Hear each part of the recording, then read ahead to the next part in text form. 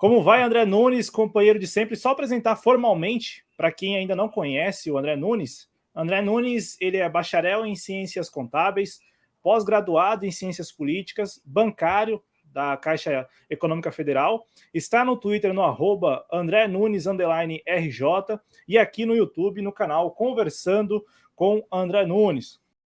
E André, a gente tem aqui a discussão da reforma administrativa, que, bom, diz aí o Arthur Lira que é o próximo desafio da Câmara, né? Do Congresso de modo geral.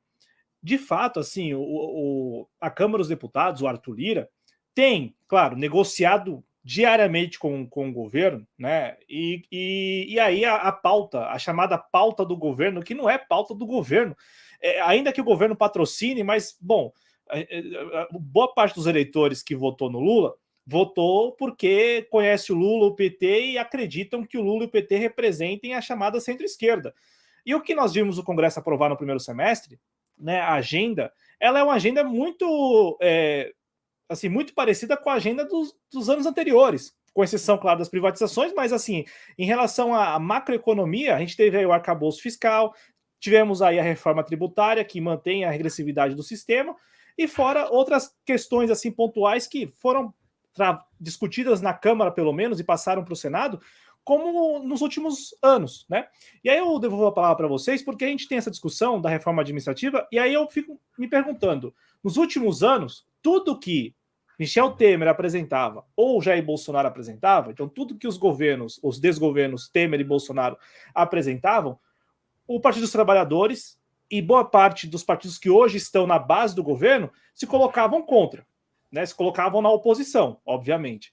Qual deve ser a postura, ou como você imagina que vai ser a postura do governo em relação a essa pauta da reforma administrativa, uma vez em que a gente tem um governo que não esconde, e aqui é uma afirmação mesmo, não esconde que quer ter esse checklist, como a gente brincou recentemente, né, Cristiano? Esse checklist das reformas. Porque o governo Temer entregou várias reformas, ou teria entregue várias reformas, né? Tanto é que o ex-presidente Michel Temer fica nas redes sociais aí bancando o presidente mais reformista da história do Brasil. Aí tivemos o presidente Bolsonaro, que também teve lá o checklist das reformas, né, das contra-reformas. E agora o governo Lula também vai ticando algumas reformas, como o arcabouço fiscal e a reforma tributária. André Nunes, essa discussão da retomada da discussão da contra-reforma administrativa, você acha que deve ter mudanças pontuais ou significativas com relação ao posicionamento mesmo do governo Lula? Ô, Cláudio, deixa eu te falar uma coisa. Às vezes é melhor não ter reforma nenhuma do que reformar alguma coisa. E no quadro que nós nos deparamos hoje, na maioria das vezes seria melhor não ter reforma alguma. Como é o caso da legislação trabalhista, onde houve aquela reforma draconiana imposta pelo Michel Temer, ou da reforma da Previdência, pior ainda que a trabalhista, só a da Previdência, já no governo do senhor Jair Bolsonaro. Então, primeiro a gente tem que esclarecer a população. Infelizmente, nós devíamos ter até canais maiores para poder falar isso. É melhor, muitas vezes, não ter reforma alguma do que se reformar em sentido contrário do progresso. Quanto à questão mais específica da reforma tributária, essa é outra... tributária não, desculpe. Administrativa, não é isso? Essa é outra reforma draconiana. Se vocês pegarem para ler os pormenores da reforma administrativa, aquilo ali assim, para acabar com o serviço público no Brasil, terceirizar tudo, o que vai acarretar, obviamente, numa diminuição de salários para a população, ou seja, mais enxugamento ainda da classe média. Né? Às vezes eu fico pensando que eles querem acabar de vez com a classe média. Assim, a classe média não vai mais existir mesmo. Porque parte da classe média, obviamente, era formada por servidores públicos. Mas tudo que está ali não afeta a grande casta do serviço público, que são juízes, promotores e nem os militares. Então, aos super salários não tem nenhum ataque, não tem nenhuma reforma contra os super salários, os super auxílios dessa casta. Agora, contra o servidor comum, sim. Inclusive, algo tão absurdo quanto a possibilidade de cortar 25% a jornada e salários. Cortar em 25% em que ocasião? Em casos de crise. Bom, quem vai declarar que tipo de crise? Né? Nada disso fica muito claro. Mas isso é para colocar um mecanismo ali, uma possibilidade de que se possa reduzir em 25% o salário de certos servidores, certos grupos de servidores. Lembrando, nunca atacando os supersalários, nunca atacando uma certa casta de juízes e promotores. Esses sim são protegidos. Por quê? Porque também trabalham para a manutenção do status quo capitalista. Algumas pessoas não gostam mais de falar essa palavra. Mas esse é o sistema no qual nos encontramos e que causa todas essas mazelas a qual nós estamos debatendo aqui hoje. Ah, mas então você acha que tem que ser comunismo, socialismo? Não estou falando nada disso. Poderia até achar qual o problema. Acho que nós temos que buscar o novo, buscar novas soluções, novos sistemas. Pensar não é o novo do Partido Novo, não, pelo amor de Deus. Nós temos que buscar realmente o novo, novas soluções. Essa reforma ela é extremamente retrógrada. Não só acenando com a possibilidade de redução, como de cortes no serviço público, serviços essenciais, substituir por contratações de serviços privados. Você imagina a deterioração do serviço público que muitas vezes, já por falta de pessoal, não consegue atender a população de uma maneira mais satisfatória? Você imagina com os funcionários terceirizados, recebendo salários ínfimos? Imagina onde é que vai parar o nosso serviço público.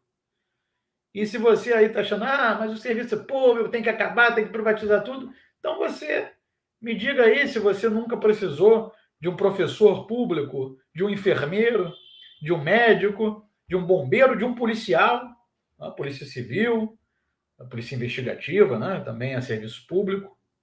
São todos servidores. E no Brasil, na verdade, nós temos déficit de servidores, de serviço público. Se você comparar, obviamente, proporcionalmente, tá? Porque o Brasil é um país de 220 milhões de habitantes, mas se você comparar o serviço público no Brasil, o número de servidores no Brasil, com países como Noruega, Suécia, vocês vão ver que, né, de maneira per capita, ou seja, proporcional, nós temos menos servidores públicos que nesses países. Né? Podem pesquisar na internet, porque às vezes as pessoas acham que nós estamos aqui falando da boca para fora. Né? Eu tenho o costume de não dar nenhum dado sem ter pesquisado antes. Esse é um dado de conhecimento público. Quem botar no Google aí, proporção de servidores públicos nos países da Europa em relação ao Brasil. Algo assim, desse tipo. Né? A reforma tributária, ela não tem nada demais, por enquanto. Ela é uma reforma que, na verdade, faz um colchão ali para cobrir todos os impostos que já existem no âmbito da pessoa jurídica, né? E aí transforma tudo em IVA. Isso já é praticado em Portugal, na Espanha, né? Não tem nenhuma novidade. O que realmente interessaria para nós, como pessoas físicas, seria a questão, como o Cristiano citou aqui, de uma progressão no imposto de renda. Ou seja, quem ganha mais paga mais para poder isentar, ou quem ganha menos paga menos, obviamente, isentar quem ganha salários aí, não sei, talvez o Lula, mesmo na campanha dele, dizia que queria isentar quem ganhasse menos de 5 mil reais. Estamos esperando que o governo consiga colocar isso na proposta. E ele voltou a falar isso essa semana. Depois, quando a gente cobrar, não adianta reclamar. Não, mas é um bom sinal, porque é o presidente da República falando isso, é o líder do executivo, pelo menos colocando a questão. Agora, infelizmente, o presidente não pode dar uma canetada nesse sentido, porque isso passa no Congresso, no Senado, e, como o Cláudio estava falando aqui, sobre essa correlação de forças no Congresso, o Cláudio citou aí o tipo de Congresso que nós temos, é o mesmo Congresso do ano passado. É o mesmo Congresso ali do Bolsonaro e do Paulo Guedes. Então, o governo Lula, o Cláudio falava como ele ia se portar diante dessas reformas, vai ter que ter muito jogo de cintura para evitar essa reforma administrativa que o Arthur Lira quer pautar. Ele deu uma declaração ontem, se não me engano, dizendo que isso está no radar, alguma coisa do tipo, né? Que é uma das próximas próximas medidas, não me lembro o termo que ele utilizou. Ele usou o próximo desafio. Desafio, é alguma papagaiada desse tipo? Ou seja, num evento no exterior, de novo, né? Obedecendo a banca. As reformas são para colocar o Brasil de 4 para o capital internacional. A reforma da Previdência, eles vendiam que o Brasil ia economizar não sei quantos bilhões, uma maquiagem, uma sandice, sabe? Vai economizar não sei quantos bilhões em 15 anos. O Paulo Guedes com aquela... Ele já tem cara de biruta, né, de aeroporto. E ele falando fica pior ainda, falando um monte de besteira, né, para a população, enganando a população o tempo todo sobre a Previdência, não explicando à população de onde vem os recursos da Previdência, quem aporta na Previdência, quem não aporta, para onde vai o dinheiro da Previdência. Não houve explicação nenhuma, eles dizendo que iam economizar, enfiaram uma reforma draconiana que impede a população brasileira de se aposentar, na realidade. Além de diminuir o valor das pensões, das aposentadorias, porque o cálculo 80-20% mudou. Não vou entrar nesse mérito para não estender o assunto aqui, porque essa reforma já passou. Mas só para mostrar para vocês que deixar de fazer uma reforma pode ser muito melhor do que tocar uma reforma. Então, o governo Lula vai ter que ter muito jogo de cintura para conseguir frear essa reforma administrativa. É algo que o grande capital, a banca, já exige há muito tempo, né? Porque diminuir o salário, ou então o número de servidores públicos? Muito simples, porque isso passa a ser terceirizado. Os terceirizados recebem salários miseráveis, enquanto os donos dos contratos recebem generosos contratos, né? Então, isso já é cobrado há muito tempo. Então, vai ter que ter muito jogo de cintura, Cláudio. Eu acho que vai ser uma situação complicada e que a gente não tem como prever se vai passar, se não vai, qual vai ser o resultado. Vamos ter que realmente aguardar. O jogo de cintura será tamanho, Cristiano, que, por exemplo, é tão conflituosa a agenda da reforma administrativa que na semana passada, ou foi essa semana? Foi semana passada, a ministra de Gestão, né, a Esther Dweck, anunciou novos concursos para o serviço público que anda defasado, né? Uma crítica, por exemplo, que nós discutimos aqui quando trouxemos o assunto do INSS, com o Carlos Lupe reclamando, né, da estrutura das agências do INSS. Então, assim, a gente... E tem um outro dado que não pode passar despercebido, a dependência que nós temos, enquanto cidadãos brasileiros, dos serviços públicos, né? Porque, em alguma medida, em outros países, há uma dependência, mas não é tão dependente quanto nós somos. Nós somos, eu trabalho na escola pública, o Cristiano também trabalha. Cara, só na escola lá, o Cristiano tem mais de 500 alunos, né, Cristiano? Mas assim, só na escola que eu trabalho aqui são 300, quase 300 alunos, fora as famílias... 700. Quase 700. Então assim, e olha que o Cristiano está no interior do Rio Grande do Sul, eu estou na grande São Paulo, na periferia da periferia, o Cristiano lá no interior, e veja só a dimensão. Então assim, há uma dependência também que a gente não pode nem comparar com outros países, né? A dependência que nós temos. Mas isso é uma batalha, Cláudio, para tentar fazer a população entender a importância do serviço público. Porque, como eu falei aqui no começo da transmissão, nesses últimos 40, 50 anos, conseguiram vender essa ideologia de quinta categoria neoliberal, inculcar na cabeça da população que o serviço público é um bando de parasita, que ninguém quer fazer nada. Quando o servidor público, na sua grande maioria, é o professor do seu filho, né? É o enfermeiro que te atende no momento de dificuldade no hospital público, né? É o corpo de bombeiros, é a polícia civil, é a merendeira da escola dos teus filhos, dependendo. Aí eu peguei a época que tinham merendeiras ainda que eram servidoras públicas. Mas hoje é o assistente social, é o assistente social. Esse é o servidor, o grosso do serviço público é esse. São trabalhadores como eu, você, Cristiano, o Cláudio aí, que são professores. Então, essa é a grande dificuldade um grande desafio, aí sim uma palavra, aí sim se enquadra. Aí vale, né? Aí vale. Que a gente tem que combater esse tipo de desinformação e mostrar para a população quem realmente é o serviço público. O serviço público não são apenas promotores, juízes, desembargadores, não. O serviço público está no seu dia a dia. Se ele é bom ou ruim, isso é outro debate. Podemos qualificar, podemos sempre reformar, melhorar. Mas se a vaca que te dá leite está com carrapato, dizia até o Ciro Gomes, né? O Cristiano sabe. Você não vai matar os carrapatos, você não vai matar a vaca. a vaquinha que te dá leite, você vai matar os carrapatos. Então, a gente tem que trazer esse debate para a população e demonstrar o que realmente representa o grosso do serviço público e como ele é de importância para a população, o Cláudio. Assim, é muito importante essa discussão, porque, como disse Cristiano agora há pouco, isso vai se espraiando. Eu mesmo, né? Eu torço para o Atlético Mineiro, e o Atlético Mineiro entrou na onda aí das SAFs, né? Que é a Sociedade Anônima do Futebol. Cara, André e Cristiano, né? Até para o Cristiano comentar. Essa narrativa, né? Esse discurso, ele vai se espraiando para todas as áreas do nosso cotidiano. E aí, por exemplo, eu assisti um vídeo só. Quando eu dei o play, assim, que o cara falou assim: vai funcionar porque agora é a gestão privada e não uma gestão como uma estatal. O cara falou isso. Quando o cara falou isso, eu fui lá e falei: não vou terminar de assistir, porque, cara, a premissa já está totalmente equivocada. Eu vou te dar um exemplo simples aqui. Funciona quando o Estado quer funcionar. Por que a Caixa Econômica funciona em todos os sentidos?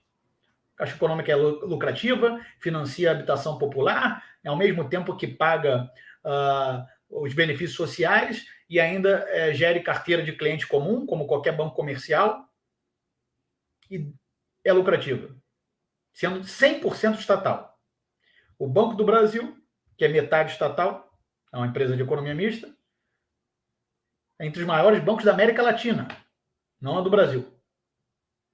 Petrobras, única empresa brasileira com tecnologia de ponta para disputar no mercado internacional. Se chama Petrobras, que é pública, e uma privada que se chama Embraer, e que antes era estatal. Quando foi privatizado, eles pegaram todo aquele parque industrial da Embraer e mantiveram, obviamente, para continuar produzindo os aviões. Ou seja, quando o Estado quer, tudo funciona. Agora, obviamente, nós passamos muitas vezes por governos que propositadamente sucateiam o serviço público, sucateiam as empresas, deixam de investir não somente em mão de obra e qualificar a mão de obra, como também deixam de investir nas estruturas das empresas e do próprio, não precisa ser só a empresa estatal, não, do serviço público. Quantas vezes vocês nas escolas aí, como professores, não faltou água, não tem bebedor, não tem material adequado para o ensino? Então, isso é de maneira proposital para levar a opinião pública contra o serviço público. Isso é de caso pensado. Essas ações, elas são premeditadas. E aí vão apontar depois, olha lá, não funciona porque é público. Não funciona porque não há investimento, não há capacitação, não há interesse. Se for privado vai funcionar? Então vocês perguntam ao Cristiano, que é do Rio Grande do Sul, se a companhia de energia está funcionando. Nós agora tivemos ali uma questão aí de tempestade, de ciclone no Rio Grande do Sul. Nada mais funciona. É privado. Há 13 dias, Pelotas e região está sem luz. Há 13 dias. Pelotas, Rio Grande e exatamente. Regiões... 2 semanas. Região ali. Há 2 semanas, dias. Cristiano. Isso. Eu tenho um amigo que mora lá. Eu não vou nem me miscuir. Tu aí que é do Rio, tu que é do Rio aí, privatizar não funciona? E a Light que entrou com recuperação judicial? E aí? Nós tínhamos a SEDAI aqui, distribuidora de água, tudo funcionava. Na medida do possível, claro, num estado convulso como o Rio de Janeiro. Privatizaram. Vai perguntar se alguém achou que há alguma diferença. Não, pegaram uma estrutura, um monopólio, e estão se aproveitando do monopólio de distribuição de água. Então, esse é um debate que nós temos que levar para o nosso dia a dia. A importância dos serviços públicos.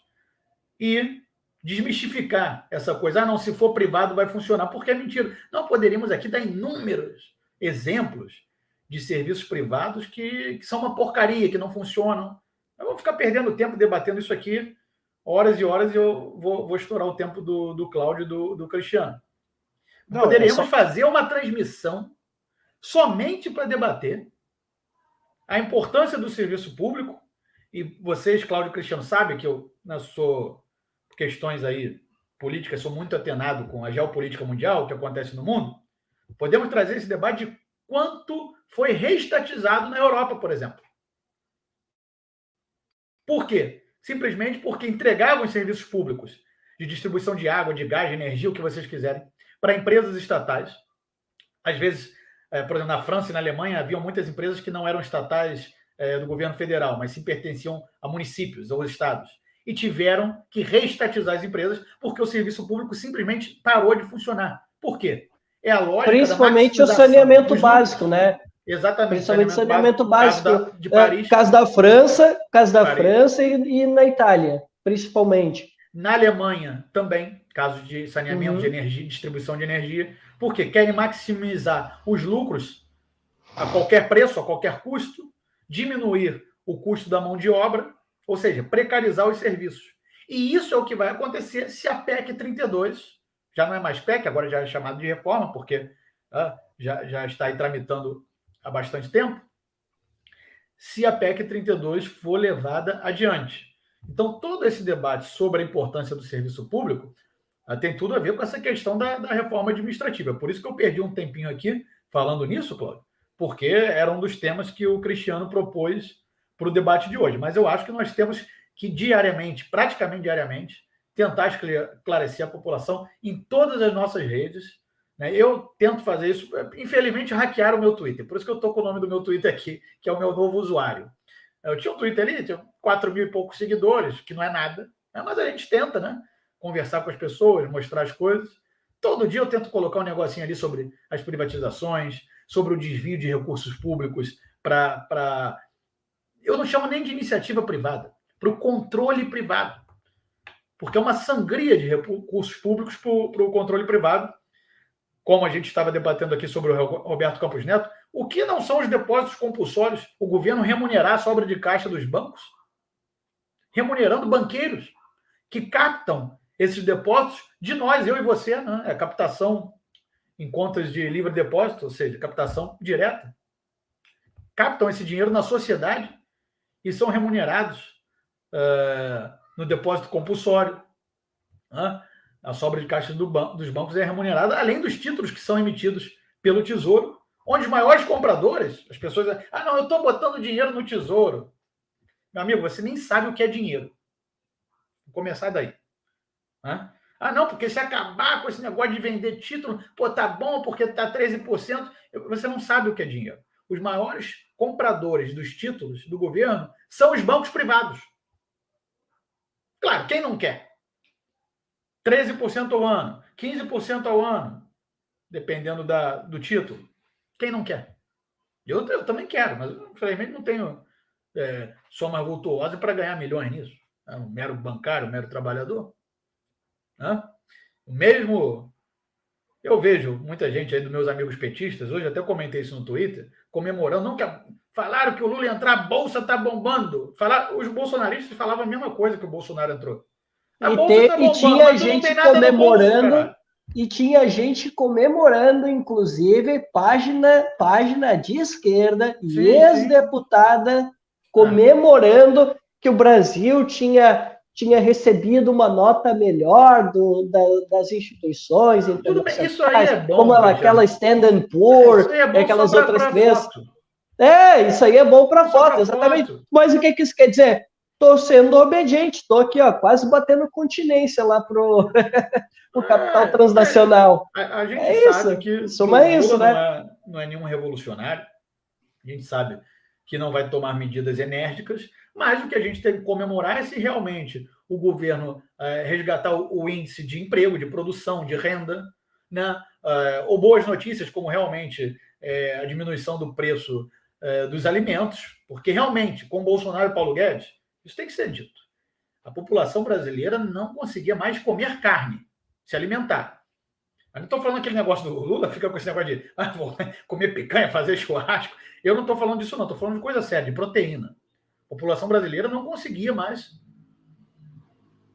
ter níveis de proteína adequados, que geralmente se encontram mais na carne mesmo. E foi uma promessa de campanha dele. Apesar mais ou menos, parece até uma chacota, né? Quando ele fala que agora tem que comer picanha e churrasco, mas fico até feliz que possa cumprir essa promessa de campanha, espero que cumpra, porque a nossa população merece se alimentar. O Brasil é um dos maiores produtores, dos maiores países agropecuários do mundo. Então, não é justo que a nossa população não tenha acesso aos alimentos. Tá? Então é isso, Cláudio. Essa batalha, e Cristiano, eu acho que de esclarecer a população tem que ser uma batalha diária nossa. Eu sei que vocês fazem muito isso aqui na TV Jovens Cronistas. E essa batalha pela reforma administrativa, eu não estou muito esperançoso, mas a esperança é a última que morre. Né? Eu acho que, como falei, vai ter que ter muito jogo de cintura, mas a gente sabe que, sendo simpatizante do Lula ou não, querendo ou não, quem gosta mais do Lula ou menos, nós temos que admitir que é um grande negociador, sempre foi. E acho que a única esperança que reside para barrar, pelo menos, os grandes retrocessos que essa reforma pode representar, seria esse jogo de cintura do próprio presidente da República, do Lula, porque para convencer essas figuras extremamente retrógradas que nós temos no Congresso, na Câmara dos Deputados e no Senado, é uma tarefa hércula. E aí eu acho que depende muito, Cristiano, daquilo que a gente conversou recentemente, né, da pedagogia política, né? Porque, de fato, eu ia até brincar aqui, né, que quando o André falou de outros serviços privados que não funcionam tão bem, que são muito ruins, eu ia falar, né, veja só a nossa conexão, às vezes travando, né? Pô, a internet no Brasil ainda é muito ruim. Olha que nós temos aí milhões de usuários que acessam o dia inteiro e a internet é muito ruim mesmo. E pelo jeito, assim, não há, mesmo com 5G, não há perspectiva de melhora, né? Eu tenho frequentado algumas regiões aqui de São Paulo que tem o 5G, cara, assim, não é lá muito diferente do 4G, porque ainda não está a pleno, de fato, não está a pleno, mas também não significa que com pouco investimento o 5G ele deixará de ser apenas bonito para foto, porque por enquanto ele está sendo só bonitinho para foto lá, pelo menos nas regiões que eu frequento aqui em São Paulo. Mas aí, Cristiano, a gente tem um conflito aí, né? Pelo menos um aparente conflito. Um governo que, por exemplo, abre novos editais de concurso, que fala em reforçar instituições, órgãos e unidades de órgãos do governo, e no Congresso, na Câmara, sobretudo, o Arthur Lira colocando a reforma administrativa como se fosse uma compensação pelo primeiro semestre da Câmara. Então, assim, fizemos de tudo, né, para aprovar a chamada pauta do governo, e agora esperamos a devolutiva, que seria o apoio do governo à reforma administrativa. O que você pensa, Cristiano, e qual deve ser o posicionamento do governo nos próximos meses? Cláudio, essa parte aí é que me assusta, porque assim, né, eu, por exemplo, né, eu tenho uma posição muito mais crítica, pelo menos aqui na live, né, me parece que eu tenho uma posição muito mais crítica ao Lula do que o André, né, eu estou bastante decepcionado com o Lula, vejo que ele tem feito poucos acertos. Mas só pode se decepcionar quem criou alguma esperança antes. Não, mas aí é que tá. Me decepcionar. Mas aí é que tá. É que eu acho que dentro do sistema que nós vivemos, Cláudio, eu não vejo alternativas. Eu vejo figuras à esquerda muito parecidas com Lula e com as suas limitações, só para esclarecer. Não, mas aí é que tá. O Cláudio está aqui e ele é a prova disso, que eu não esperava muito. Eu já não esperava nada. Mas eu estou achando que está pior. Né? Tá pior do que eu imaginava, na minha avaliação. Tem os seus acertos, lógico, né? Todo governo tem, né? Mas, cara, tem coisas para mim que não tem como, cara. Para mim, imperdoável. O Cláudio falou aqui, né, do teto de gastos, mas a gente não pode esquecer que o governo Lula agora, através do ministro Haddad, está inventando aí uma agora que os estados vão ter que ter todos superavitários, senão eles não vão ter direito a retirar empréstimos com a União. Ele também está tentando destravar um programa de parcerias público-privadas. Isso aí é coisa do Haddad, pode ter certeza. Mas ele não manda sozinho, né? Ele não O Lula, ele manda tudo ali. Não vamos inocentar o Lula. Porque senão a gente está dando uma anistia pro cara. Não, ele está fazendo besteira. Isso é a ideia do Haddad. Isso é a ideia do Haddad. A concepção dele a gente sabe qual é, né? Ele é um liberal. É o FHC, é o FHC lá do PT. Mas, enfim, eu fico assim, né? Depois do que eu vi e do que eu estou comentando aqui, eu confesso para vocês que eu fico com um certo receio. Porque, assim, a gente já sabe que a gente não tem número para a gente barrar a reforma administrativa. A gente já sabe disso, né? E já no governo Bolsonaro, a gente conseguiu desidratar um pouco da reforma. É péssima, mas era muito pior. Imagina, Cláudio,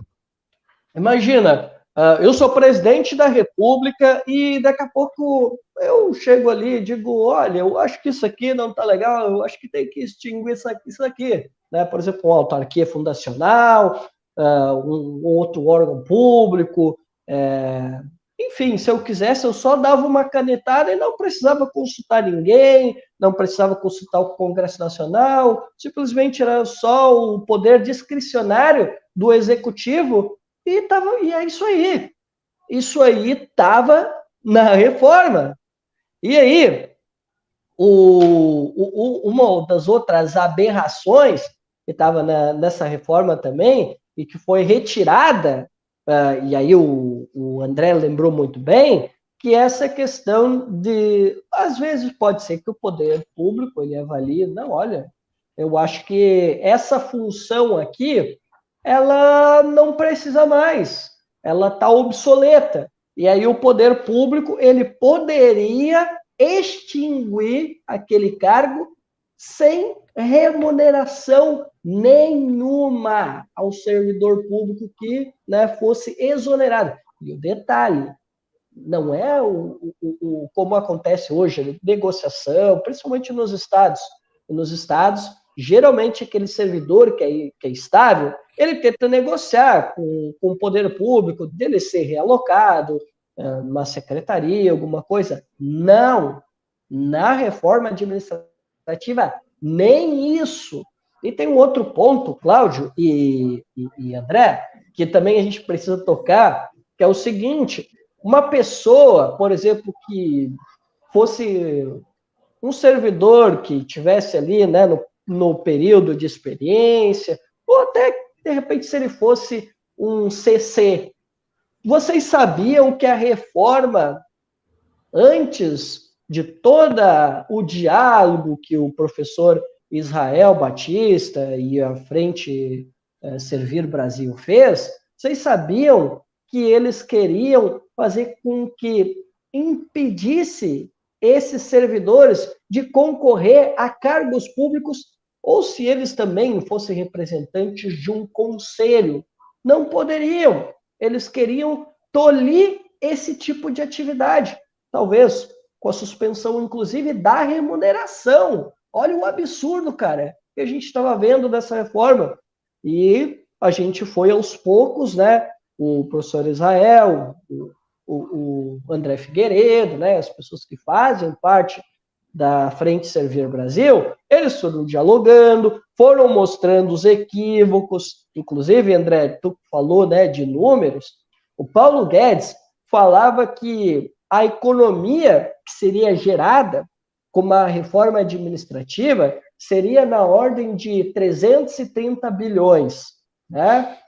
Já um fundo de investimentos em 10 anos, tá? Já um fundo de investimentos que era da XP, olha aí, o mercado financeiro de novo, né? Palpitando sobre o público. Eles diziam que em 10 anos, se contasse só a esfera federal, seria economizar 150 bilhões em 10 anos. Mas se contasse os estados, né, daí essa economia poderia aumentar para 300 bi. Tá? Só que assim... Porque eles querem mais transferência de recursos. Cristiano, para que sobre mais dinheiro no caixa, no tesouro da União, e esses recursos possam ser captados pela banca, pelo sistema financeiro. Tá? Porque, vamos falar, entrar no que você estava falando, Cristiano. Eles diziam que vai economizar. Economizar para quem? Porque para a população não é. Porque se começar a faltar serviço público, se o serviço público se deteriorar, o prejudicado é o consumidor, entre aspas, o consumidor final. Ou seja, nós, a população. Então, economizar para quem? Eu vou deixar de ter serviço público. Para botar o dinheiro aonde? Essas questões têm que ser avaliadas, Cristiano.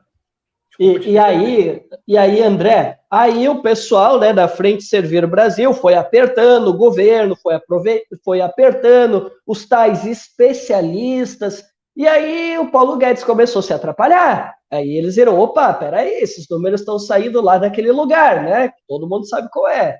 E aí, daí daqui a pouco o próprio governo e o relator chegaram a dizer assim, não, a gente não tem os números. E aí eles começaram a perder a credibilidade. E eles foram avançando. Daqui a pouco começaram a conversar com os deputados mais liberais. Aos poucos eles foram conversando com os deputados liberais. Alguns começaram a ceder, né? Aqueles que não eram tão governistas começaram a dizer, não, olha, realmente, não está legal, a gente vai precisar rever algumas coisas. E aí algumas coisas foram retiradas, né? Inclusive a questão da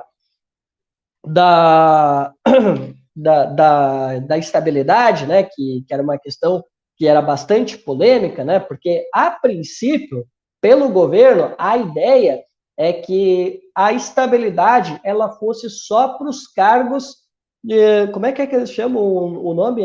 Cargos... de Estado, né, carreiras de Estado, né, cargos de Não, Estado. não é carreiras, cargos exclusivos de Estado, cargos exclusivos de Estado. É essa figura que eles chamam jurídica.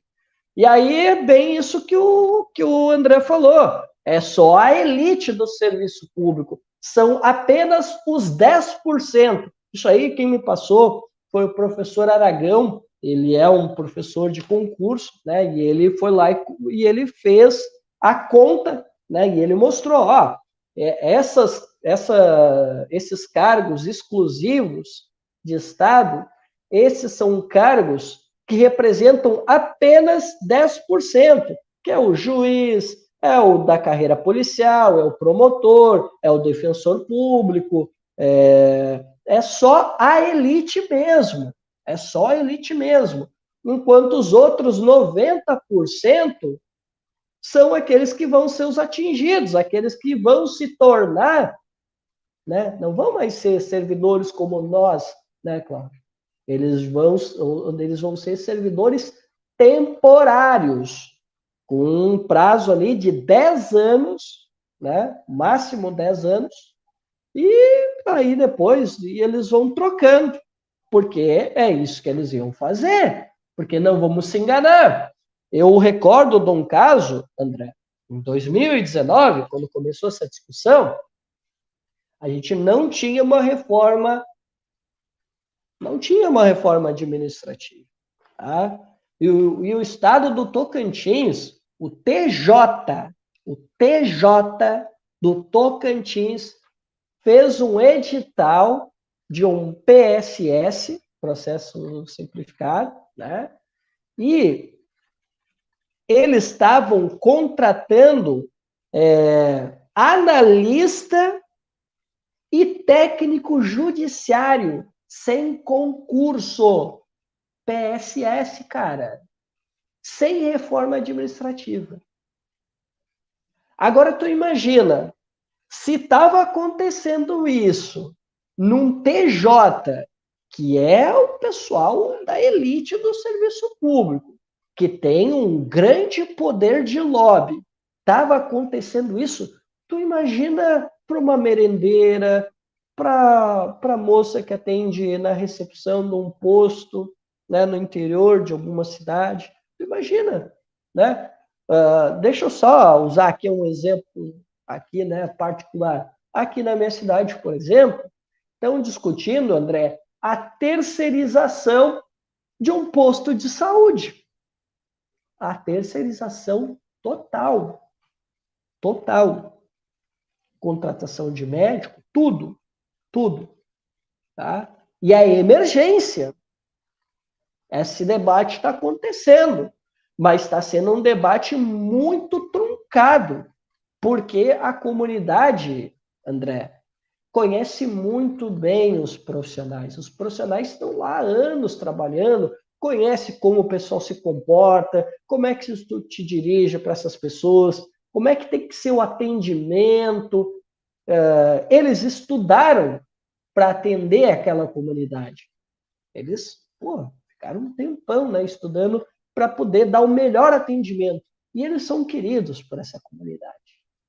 E aí a gestão, né, inventou que nós estamos com a nossa folha estourando, né? Quem sabe isso aí não pode ser um bom motivo, André, para a crise, para o dispositivo da crise. Em caso de crise, vai lá e corta a jornada em 25%, corta o salário também em 25%. Né? É tão absurdo que você imagina, você num mês está ganhando seu salário normal, e no outro mês você ganhar 1/4 a menos. Ou seja, ganhar 3/4 do seu ordenado. É absurdo, né? Realmente, Cristiano.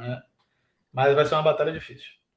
Né? Mas aqui eu acho que eles vão perder. Porque, assim, o Conselho de Saúde, o Conselho Municipal de Saúde já se posicionou, a presidente já se posicionou. E olha que ela é uma mulher de direita. Ela é uma mulher de direita. Mas, assim, ela foi lá e desmentiu a gestão. É tão absurdo que, às vezes, até alguém que seja mais à direita vai discordar.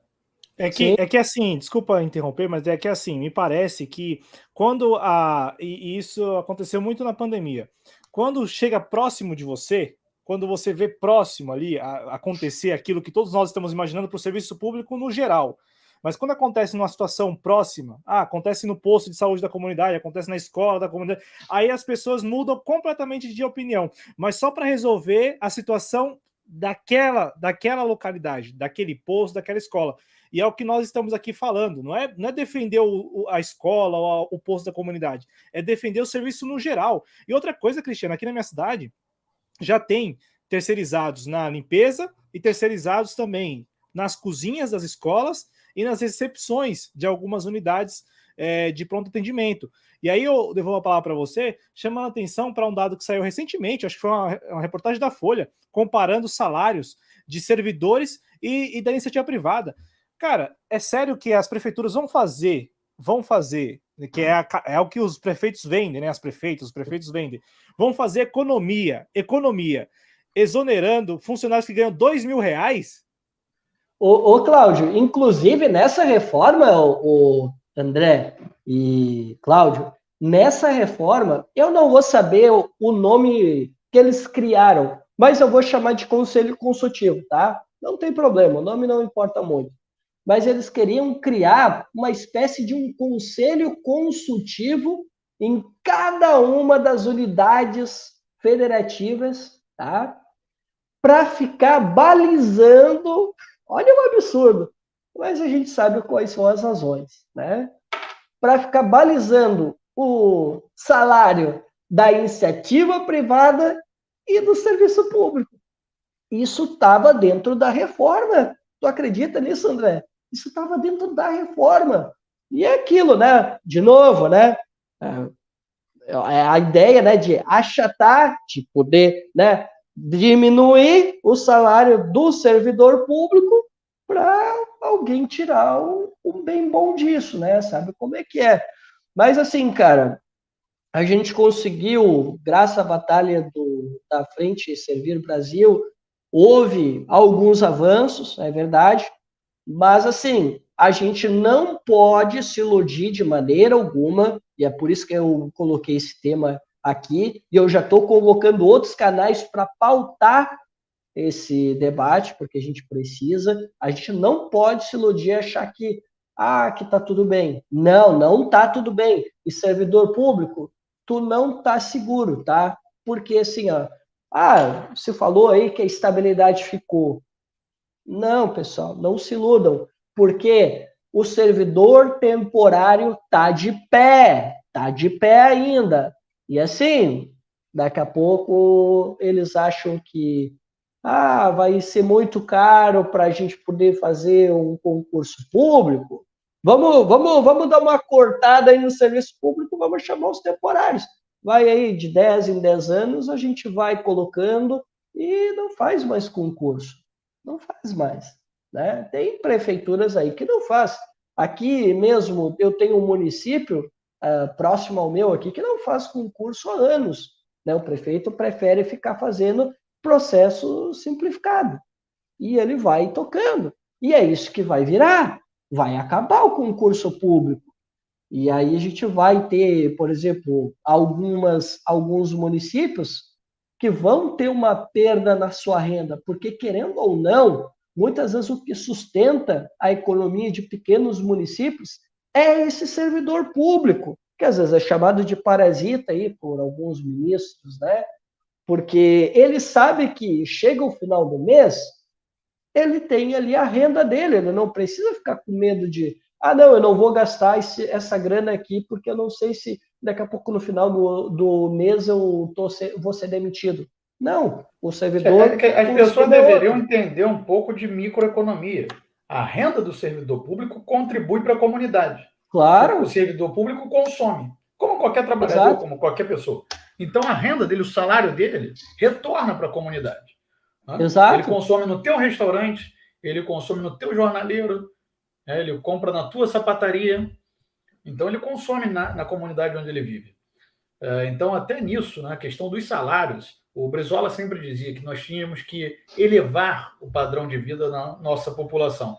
E é exatamente por isso, porque a elevação do padrão de vida, ela é benéfica, do padrão salarial, digamos assim, ela é benéfica para toda a comunidade. Então, não tem essa de cortar salário, de cortar serviço público. Você tem que cortar, se tiver alguma medida de austeridade, Cristiano, é onde realmente haja algo obsoleto. Mas até isso você pode remanejar, né? Os servidores públicos, como você falou, de uma secretaria para outra, de um local a outro. Não é necessário sair colocando todo mundo na rua. Eu, às vezes, tenho a impressão que essa gente que comprou esse discurso, eles são anti-salário. Eles não querem que as pessoas mais sobrevivam de uma maneira digna. Então, aí voltam as suas baterias contra os servidores públicos. André, mas assim, de longe, uma das piores coisas, eu acho que talvez esse instrumento do servidor temporário pode ser que a gente consiga atacar. Porque é aquilo que eu te falei, não vai dar para vencer. Né? Numa luta convencional não dá, mas eu quero dar, né, depois uma sugestão imoral, mas pode funcionar. Tá? É o seguinte, o maior problema é esse instrumento de cooperação, na minha avaliação. É uma das maiores pilantраgens, porque é o seguinte, é tu permitir, né, que um terceiro, que não é concursado, ele execute a atividade final de um concursado. É exatamente isso que prevê o tal do instrumento de cooperação, que eu acho que vai ser o mais difícil de atacar nesse ponto. Agora, assim, como a gente disse, vai ser uma luta difícil. Dentro de uma batalha normal, eu acho que só vai dar para desidratar. E assim, se a gente quiser ter uma vitória total e talvez derrubar essa reforma, que seria o melhor, só pagando, filho. Tem que pagar alto? Aí eu acho que rola. Porque assim, o governo Lula já fez algumas coisas aí para provar o advogado pessoal dele, ele pagou. Para passar a reforma tributária, que eu vejo com ressalvas, ele pagou. Para passar arcabouço fiscal, ele pagou. Então, por que não paga, então, para derrubar essa tal dessa reforma administrativa? Essa daí era uma reforma boa, essa daí era boa para largar um pix democrático na mão dos deputados para a gente derrubar essa reforma. Não é uma estratégia moralmente, né, legal, mas já que o Lula abriu o precedente, pelo menos então que faça, né, a compra dos deputados por alguma coisa que vai beneficiar o povo. E para finalizar, né, André, a gente não combinou, cara, mas parece que a gente teve uma espécie de uma transmissão de pensamento. Eu estava pensando justamente nisso hoje, cara. Estava pensando o seguinte, eu digo, poxa, eu estava vendo, né, sobre reformas, né? Eu estava dizendo, cara, sinceramente, a gente precisa mesmo de reforma. O pessoal fica falando por aí de reforma, reforma, reforma, reforma, né? Seja a direita, seja a esquerda, o centro, enfim, né? E aí eu fiquei pensando, tá, mas peraí, mas será que a gente precisa mesmo?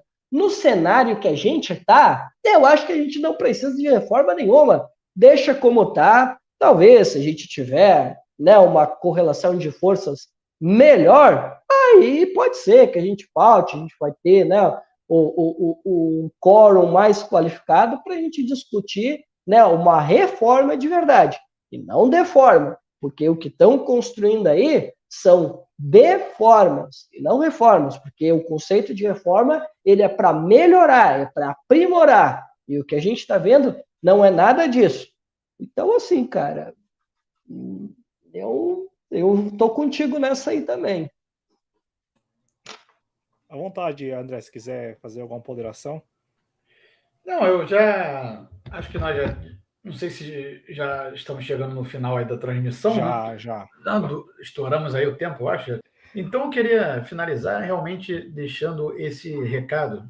Vamos nos ater a essa questão que o Cristiano dizia da reforma administrativa e seus absurdos, né? Que se vocês forem ler realmente o que está proposto ali, vocês vão ver que fere completamente o princípio da isonomia, né? Querem colocar servidores com menos direitos dos que os atuais têm, enfim. Possibilidade de corte salarial assim de uma hora para outra, declarada uma crise, cortar 1/4 dos salários de servidores e nenhuma... Bom, são inúmeras, né? Deformas, como o Cristiano falou, nenhuma delas afeta os super salários. Não sei nem se são 10% dos servidores públicos, os super salários, acredito que sejam até menos que 10% dessa massa de servidores públicos. Lembrar que, como eu disse aqui no começo, o Brasil tem muito menos servidores públicos, proporcionalmente, é óbvio, do que diversos países da Europa, do que a maioria deles, inclusive. Né? Ou seja, o Brasil...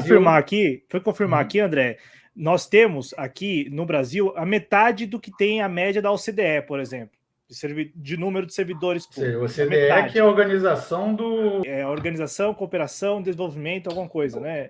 Que são Cooperação de Desenvolvimento, isso. Isso. Então, ou seja, os países da OCDE não é só a Europa. Eu dizia a Europa porque os brasileiros querem ter níveis de DH europeus, mas não querem repetir as mesmas práticas. Ou seja, compram um discurso norte-americano o tempo todo.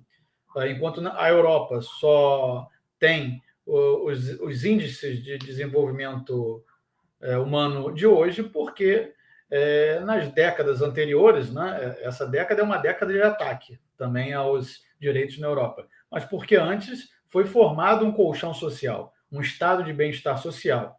Né? É claro que isso não veio a troco de nada, foi a custo de muita luta sindical, muita organização dos trabalhadores, como foi aqui no Brasil também, durante o período trabalhista, né? Não foi por canetadas do presidente Getúlio Vargas, apesar dele muitas vezes ser um aliado dos trabalhadores, né? Mas não foi apenas canetadas do presidente Vargas que resolveram a situação. Né? Havia pressão de grupos organizados de trabalhadores, havia pressões por meio de greves, de sindicatos, como foi o caso também durante o período pós-Getúlio, né, que o professor Vivaldo Barbosa chama de república trabalhista, né, porque todos os governos pós-Getúlio estavam sob a influência ainda do getulismo. Então, todo esse colchão social que foi construído no Brasil também foi à custa de muita luta e de muito suor. Agora, nos últimos 20 anos, o que nós assistimos é o avanço das forças do capital sobre esses direitos adquiridos. Conforme o capitalismo se reforma, conforme a geração de empregos principalmente nos países desindustrializados, ela tende a diminuir, infelizmente, né, os empregos bem remunerados, as massas, infelizmente, vão se desorganizando. Né? Por exemplo, nós não temos sindicatos fortes, como já foram os sindicatos metalúrgicos, por exemplo. Claro, se não há indústria, não há metalúrgicos organizados. Né? O sindicato dos bancários já foi mais forte, hoje é uma categoria que tem muito menos funcionários. Ou seja, conforme as massas vão se desorganizando, vai avançando com mais facilidade essa onda, né, de retirada de direitos.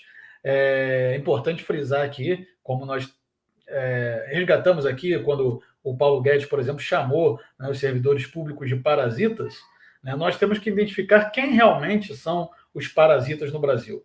Ele é o maior parasita do Brasil, um evasor de divisas, alguém que trabalhava para manipular o câmbio em benefício próprio, alguém que desviou recursos de fundos de pensões de funcionários de estatais para seus empreendimentos falidos.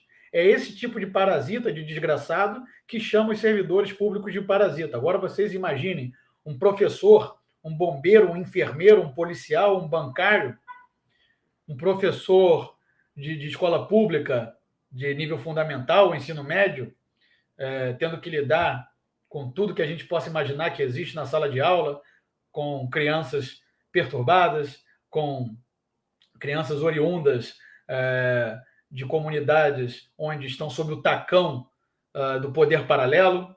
Eu queria saber se esse parasita, um dia ele já puxou a fila de um banco público para pagar benefício social, se ele já teve que dar aula, se ele já teve que cuidar de alguém em um hospital. Então, vocês imaginem um enfermeiro, um médico, um professor, o que seja, escutando isso do maior parasita do Brasil. E é esse tipo de parasita, como Paulo Guedes e os deputados, porque essa reforma que está aí é uma reforma do Paulo Guedes e do Bolsonaro. Ela começa no governo Bolsonaro e ela continua, porque o Congresso que está aí é exatamente o mesmo que o anterior.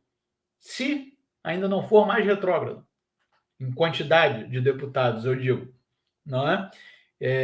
Muitos agora que chamam de centrão, para mim, centrão não existe. Para mim, centrão é a direita que se propõe a negociar alguma coisa com governos ditos de esquerda. Não existe centrão. Centro de quê? O centrão ele serve também, o que chamam de centrão, ele serve nos interesses dos capitalistas. Então não há centrão nenhum. Há um métier que aceita, dependendo da correlação de forças dentro do Congresso e da opinião pública, negociar com governos ou forças ditas de esquerda. Então, claro que eles aguardam como vai reagir a opinião pública. Eles sabem que o governo tem força para, eu não digo manipular, mas pelo menos influenciar parte da opinião pública.